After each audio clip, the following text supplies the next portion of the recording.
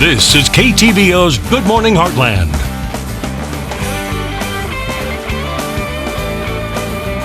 And welcome back. While Batman in his crime-fighting ways may be popular, bats themselves, well, aren't, at least to some, including myself.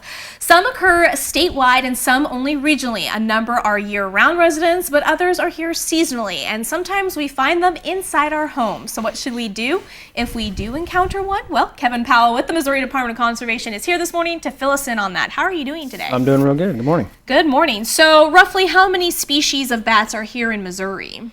Well, that's a pretty technical question for a guy like me, but I did go out. We were up on Rebels Cove, and that's just that's on the Schuyler and Putnam County line. Okay. And spent about we started right at dusk and worked until about 2 in the morning, and we netted a pretty good mixed bag of bats. We had I think we had 4 species of bats, and the Indiana bat is one of concern. Okay. And so it was a neat study. We put telemetry on the bat, and then it goes to its roost nest, and then our biologists go and find them the next day, and all right. Kind of complete the study. So why is the Indiana bat somewhat of concern? Well, I think just in Missouri, their numbers are kind of low. Gotcha.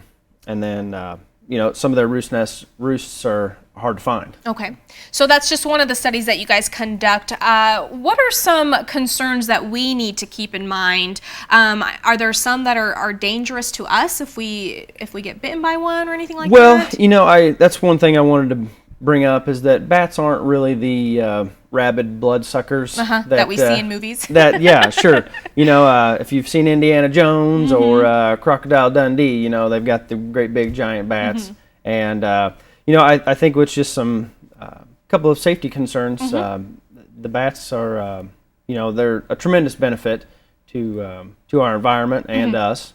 So.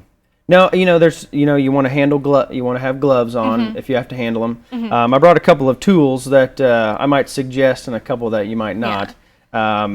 This one gets a lot of laughs. People say a bat's a bat, but this would not be your first tool to handle a bat or the trusty paddle either. Right. So I just wanted to encourage folks to, if they have a net. Bats are generally pretty easy to net if they get up on the curtain or maybe in the corner of the room, and they can easily be taken with a net and a towel, taken right back outside. Right. So. All right. And then what is this that you have right here?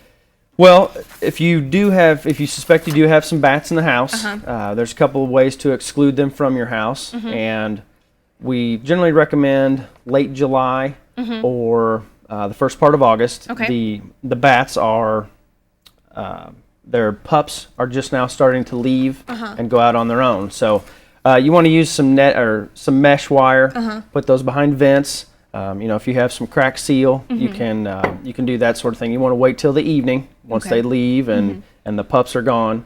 And then, so after dinner, do some little home remodeling and close up those cracks, and you shouldn't have a bat in your living room. Now, is there a possibility that you could have an infestation when it comes to bats, like up in your attic, or usually do you have one or two that kind of just slip in through a hole? Yeah, it's generally not, you don't have like 1,000 you don't have hundreds of bats in your attic. Okay. Generally, that's not the case. Sometimes here in rural Missouri, we do have the abandoned farmhouses, and those may hold some more bats. But if you suspect that you have hundreds, then I would suggest you call our regional office and go that route. But most of the time, it's 3, 4, and it may just be one that. But you see them fly out in the dust, and then they come back, and you may think you have hundreds of them. Now let's really quickly just kind of touch base on size. Do they vary in size? Are they all similar in size? Like you had mentioned, in the movies, of course, they're over-exaggerated with the size. Are they roughly, every time everybody's like, oh, did you see that bat? Sure. And I'm like, no, I did not, So. Right. They do, it's getting dark whenever you usually do see them.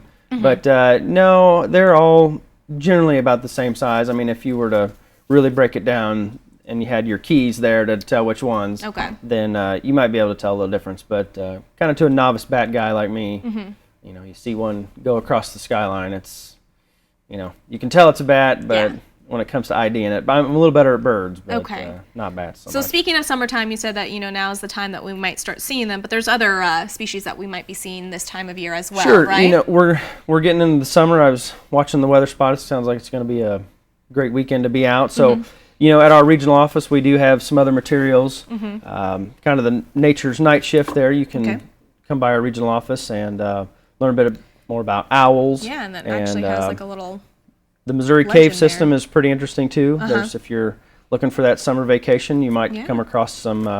There's some great ones, not so bats far that way, away. too. So, and then of course frogs, right? Sure, and you get your spring Tis the peepers. season, right? That's right. Frogging season. Yep, it sure is. All right. Well, what we'll do is we'll post everything on our website at heartlandconnection.com. We'll also post a link to bat control if you do come across a bat in there. I know that there's some tips on how to properly remove a bat without killing it. So that'd be great. All right. Thank you so much, Kevin, for coming on. Again, we'll post everything on our website at heartlandconnection.com, and we'll link up the Missouri Department of Conservation's website as well, and we'll be right back.